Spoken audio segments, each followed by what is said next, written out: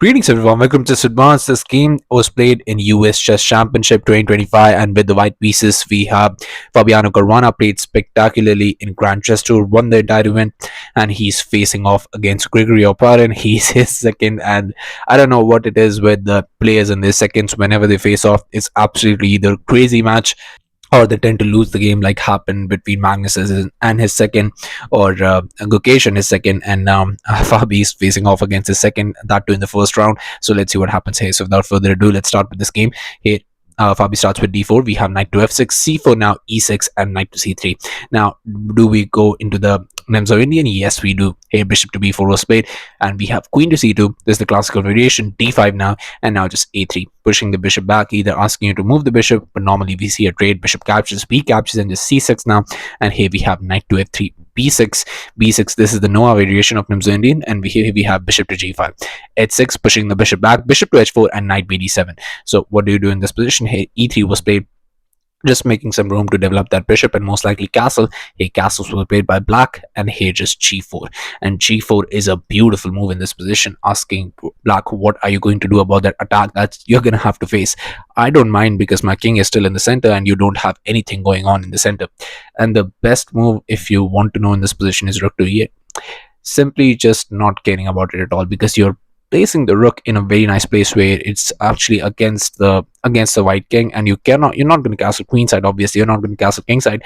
Most likely you'll set up camp in d2, and still you're not gonna go all out here and just play king to d2. Next move, the move that you want to play is g5, and here after h captures, knight captures, just e5, trying to bust open the center, and most likely here after rook to g1 the game goes on, because even if you trade here to c captures, I don't have to worry about anything, well, for the moment. But what happens if you go c5? And c5 is a decent move that came to my mind, but the thing is that here, even if you try to go for anything here, just c captures, g5, h captures, and just knight captures, there are some threats, and most likely you can go rook to e8 next. It's the same moves but in a different order. But after g4 here, queen to e8 was played, and queen to e8 maybe could be preparation, or could be that maybe he didn't know the right move, and he thought queen to e8 would work just fine. But honestly, it just engine doesn't like it. Here just g5 comes, we have h captures, knight captures, and just e5 now opening up. So it's a little bit deviation, because now the queen is facing off against the king. So let's see what happens here. C captures, c captures, and now just comes bishop to b5, just spinning that knight. e4 now, just closing off the queen's attack towards here, so you can move the knight. Here just rook to g1. And now what do you do in this position? The best move in this position is actually a6, just pushing the bishop back. And here after bishop caps on d7, if you go for bishop caps on d7, your entire position just crumbles apart, because the thing is that here bishop to c6 is the best move, just moving the bishop to c6 and maybe just attack the rook. But the thing is that you don't want to trade, because problem is here in Nimzo Indian setups, and mostly this is the situation that they face here, the bishop is not that easily developed or put to a right square or the perfect square. And once you trade, I mean, it just makes my life much easier. So you just solve the problem of the position, and now all I have to do is just get the pieces developed. Even if you go for rook to b1, just b5, I don't mind this position. Even if the g file is open and you have some sort of an attack, it's not going to happen as soon as you think, and whenever it's going to happen, it's just I'm just readily prepared, because my bishop is alive now. So here after rook to g1, bishop to b7 was played, not going for anything crazy, but just comes knight to h3 and knight to h7 now, just keeping an eye on everything. Queen to e2, we have queen to c8, and now just king to d2, just getting the king towards the d2 square. And this is, believe me, this is the best move in this position, and this is actually Indian is even giving this a brilliant move. It's funny that way. And what do you do in this position? Well, the best move that you would want to play in this position, it seems like a natural move as well. The move that you want to play is knight to f6, just defend the king side, and that's all there is to it. Knight to f4 most likely, but this is not an easy move order to find out here. What do you do with the knight to f4? The thing is that here after queen to d8, queen to f1, you play g6, because obviously you don't want to get mated. So here after queen to h3, now just comes bishop to c8, attacking the queen. And after bishop captures on f6, first you play queen captures, queen to h6, and now, well, there is an attack brewing, white is definitely better. But the thing is that most likely you should be able to hold it off. I mean, engine evaluation is giving it absolutely crazy, but finding the right moves in this position is very, very difficult. And even for black, even, but white is technically better. But if you go for a different line here, if you go for knight to e5 in this position, the move that was played was, by the way, knight to c5. But let's just first calculate knight to e5 and just show you why that doesn't work. Because if you go for knight to e5, just d captures.